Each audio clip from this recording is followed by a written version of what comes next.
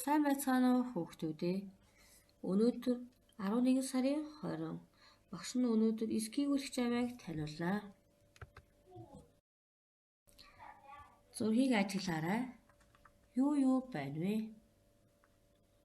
Нэрлээрээ. За, үүл байна. Уул, хээр тал, 2 уяатай морь, тэрэг, гэр байна.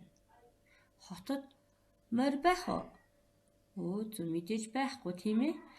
За, тэгвэл энэ ямар дүр зураг харагдаж байна?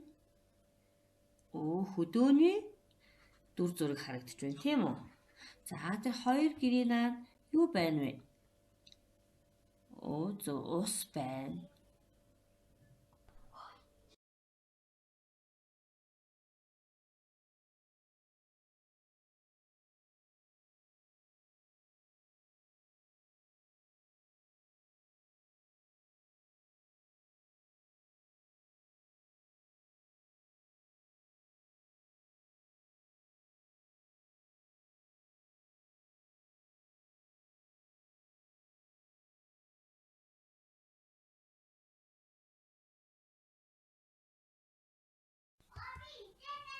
За, дараагийн зургийг хараад нэрлээрээ.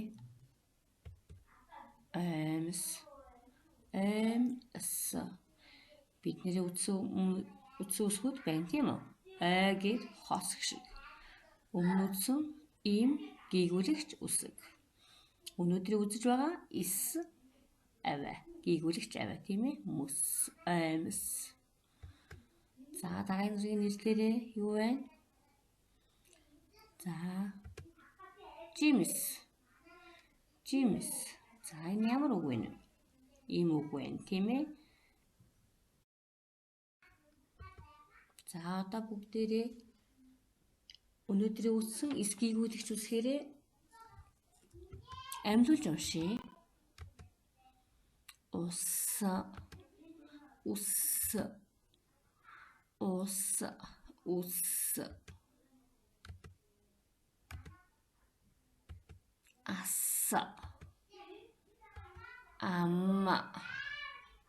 ас, ам.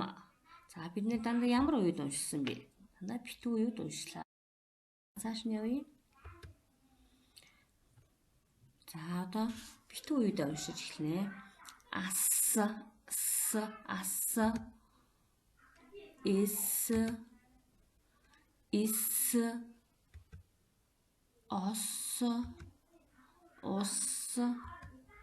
ос, ус. Дандаа битүү үед байна тийм ээ. За, цааш. Одоо задгаа уян уншиж эхлэе. Са, се, си, со, су.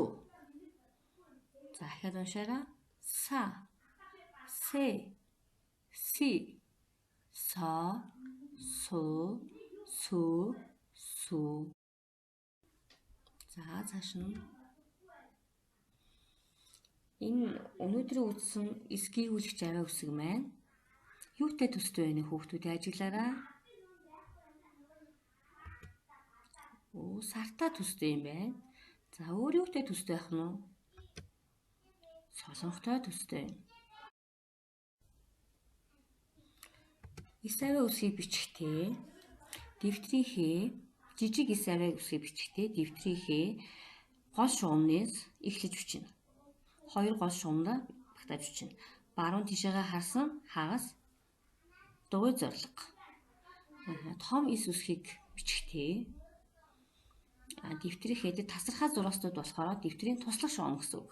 Тэр туслах шугамаас эхлээд доодгийн гол шугамдаар төгсөж байна.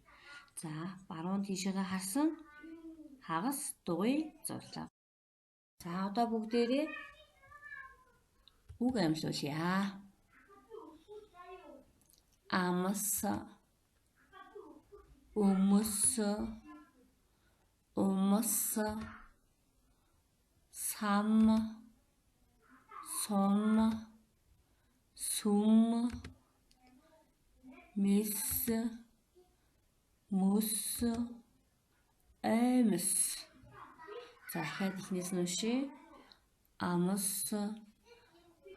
өмс, умс, сам, сум, сүм, мэс, мөс. За гэртээ том жижиг эс үсгнүүдээ 3 мөр бичээрэй.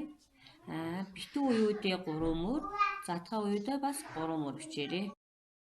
Хандсан хүүхдүүдэд баярлалаа.